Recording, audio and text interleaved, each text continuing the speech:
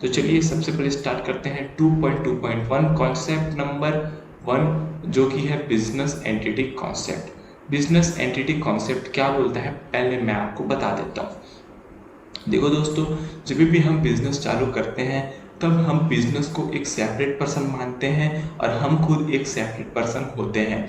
ऐसा नहीं होता कि हम जो भी कुछ करें वो मैं ही रिकॉर्ड करूँ।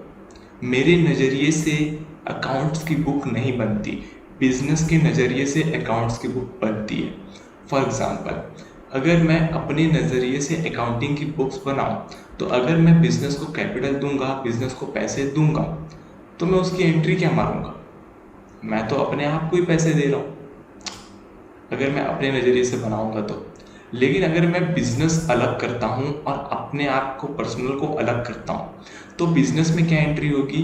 बिजनेस में एंट्री होगी कि भाई साहब कैपिटल आया, हमारे ओनर ने हमको कैपिटल दिया तो हमारे पास कैश आया है, तो कैश की एंट्री होगी और साथ ही साथ वहाँ पर कैपिटल अकाउंट की भी एंट्री होगी, है ना।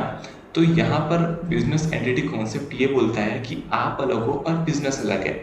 इसीलिए अगर आपके और बिजनेस के बीच में ट्रांजैक्शन होगा तो उसको भी बिजनेस में रिकॉर्ड करना है और बिजनेस के एंगल से जितने भी ट्रांजैक्शन होंगे वो उसमें रिकॉर्ड करने हैं। लेकिन दोस्तों, अगर आपने कोई पर्सनल ट्रांजैक्शन किया, आपने अपने पैसे से कोई कार खरीदी पर्सनल यूज़ के लिए, आपने कोई स्मार्टफोन खरीदा, तो उसको बिजनेस एंट्री में नहीं लेगा। क्यों नहीं लेगा? क्योंकि ना तो उसमें बिजनेस का पैसा लगा है, ना तो उसको वो बिजनेस को कोई एसेट मिली है, न ही वो बिजनेस को कुछ उससे लेना देना है। तो वो आपकी पर्सनल प्रॉपर्टी होगी। तो जो भी आपकी पर्सनल प्रॉपर्टी है उसको हम बिजनेस में नहीं डालेंगे, जो भी आपकी पर्सनल लायबिलिटी है उसको भी हम बिजनेस में नहीं डालेंगे। तो ये बात आपको ध्यान में रखना है। अब जो भी यहाँ पर मैं बोला हूँ उसको मैं यहाँ पर शॉर्ट में समझ पढ़ के बता देता हूँ। The concept of business entity assumes that business has a distinct and separate entity from its owners. The accounting records are made in the books of accounts from the point of view of the business unit and not that of owner.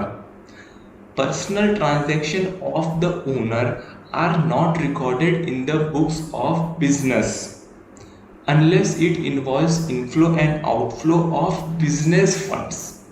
Simple था। तो ये था business entity concept. बहुत ही easy, बहुत ही simple.